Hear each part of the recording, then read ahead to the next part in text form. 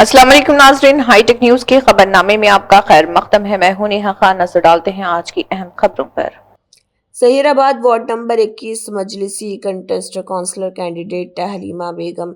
जहीराबाद के फैयाज नगर में मजलिस की ओर से जलसा रखा गया। इस प्रोग्राम के मेहमान रहे महाराष्ट्र के general secretary Syed Moin, Langar Houz corporator Wazir Jama और town president Mohammed Athar Ahmed, general secretary Aamir bin Abdullah, Sajid Jameel Qureshi, Sangareddy district general secretary Mohiuddin Gauri.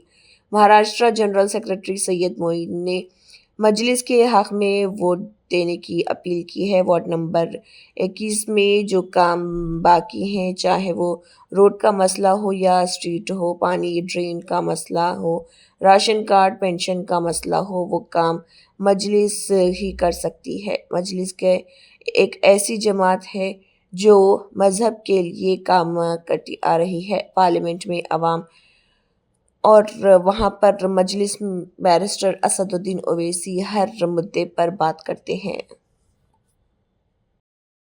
Akbaruddin Owaisi Kausar Mohiuddin अतर साहब गौरी साहब। अस्सलाम वालेकुम रहमतुल्लाहि व बरकातुहू। नहमदुहु व नसल्ली अला रसूलिल करीम, अम्मा बाद, फाऊज़ बिल्लाहि मिनश शैतानिर रजीम, बिस्मिल्लाहिर रहमानिर रहीम। शेख नशीन पर तशरीफ फरमा इत्तेहादुल मुस्लिमीन जहीराबाद के सदर जनाब अख्तर साहब, मजलिस इत्तेहादुल मुस्लिमीन हैदराबाद के हमारे अरकान बल्दिया जनाब वजीउद्दीन साहब नशीन पर तशरीफ फरमा, बिदर से आए हुए हमारे मजलिस रुफ़ा और मजलिस इत्तेहादुल मुस्लिमीन ने वार्ड नंबर 21 से जनाब सूफी आजम साहब की अहलिया को, बहन को, जनाब हलीमा बेगम साहिबा को यहाँ से आपका उम्मीदवार बनाया है।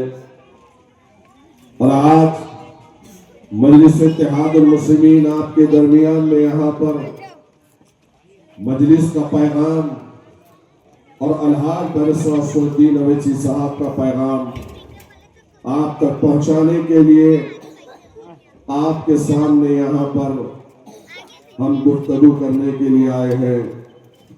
मेरे अजीज साथियों, आज मजलिस इत्तेहादुल मुस्लिमीन को जिताना क्यों जरूरी है और क्या वजह है कि मजलिस इत्तेहादुल मुस्लिमीन पिछले कई दिनों से जहीराबाद में आपके दरमियान में यहाँ पर हम घूम कर एक एक दस्तक दरवाजे को देकर आपसे अपने कीमती वोटों का मुतालबा करने की वजह क्या है। याद रखो, हिंदुस्तान एक जमहूरी मुल्क है और जमहूरियत में उसी की सुनी जाती है जिसके पास सियासी ताकत और कुव्वत हो। जिसके पास, जिस समाज के पास अपनी लीडरशिप नहीं होती, जिस समाज के पास अपनी सियासी ताकत नहीं होती, वो समाज अपने हुकूक से महरूम हो जाता है। वो समाज जिंदगी के हर शोबे हयात में कमजोर और नातवा हो जाता है। वो समाज दूसरों पर डिपेंड हो जाता है और दूसरों के दरवाजों पर बैठने के लिए मजबूर हो जाता है।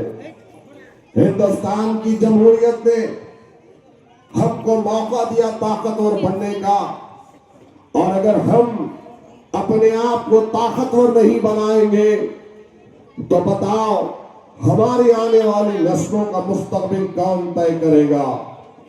ये लोग जो सियासी जमातों से जिनका ताल्लुक है, चाहे वो बीआरएस हो, चाहे वो कांग्रेस पार्टी हो, हर एक सियासी जमात ने आपका वोट का इस्तेमाल किया, आपके वोटों को हासिल किया, इख्तिदार की कुर्सियों पर बैठे, कभी यहाँ के चेयरमैन बने, एमएलए बने, एमपी बने, वजीर आला की कुर्सियों पर इख्तिदार पर बैठ चुके हैं।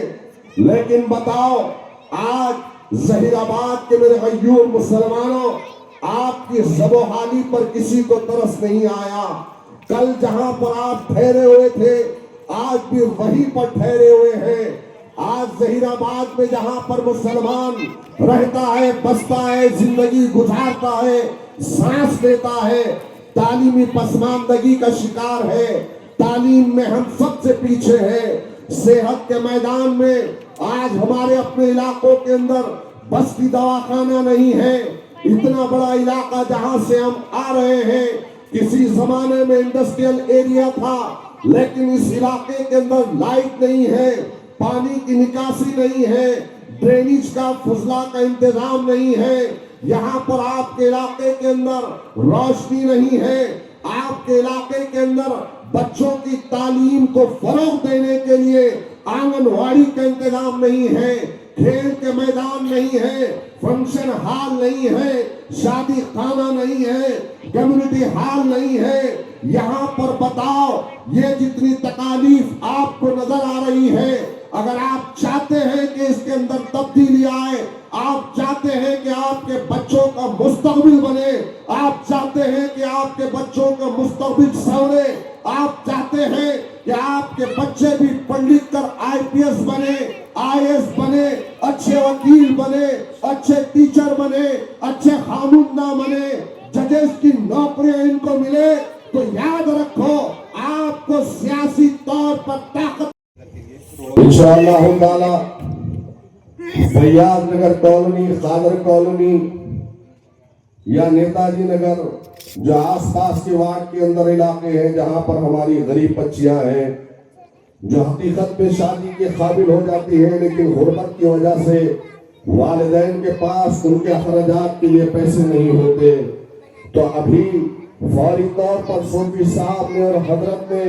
یہ وعدہ کیا ہے کہ انشاءاللہ تعالی غریب بچوں کی ہر شادی پر ان کی طرف سے 5,000 روپے کی رقم دی جائے گی, اور وہ غریب لوگ جو دواخانوں میں پیسہ خرچ نہیں کر سکتے ان کے لیے میڈیسن یعنی دوائیاں مفت میں تقسیم کرنے کا کام کریں گے. یہ نیک خواہشات رکھ کر آپ کے درمیان میں آئے ہیں. اللہ ان کی خواہشات اور ان کو کام کرنے کی توفیق عطا فرمائے. جس جذبے کے ساتھ آگے بڑھ رہے ہیں اس نیک نیتی کو اللہ قبول کرے اور ان کو آگے بڑھائے اور غریبوں کی خدمت کا اللہ تبارک و تعالی موقع دینے. انشاءاللہ تعالی جب یہ جیت کر بھی آئیں گے تو حکومت سے لڑ کر ہر طریقے کے اسکیمات آپ تک پہنچائیں گے انشاءاللہ تعالی. واخر دعوانا الحمدللہ رب العالمین.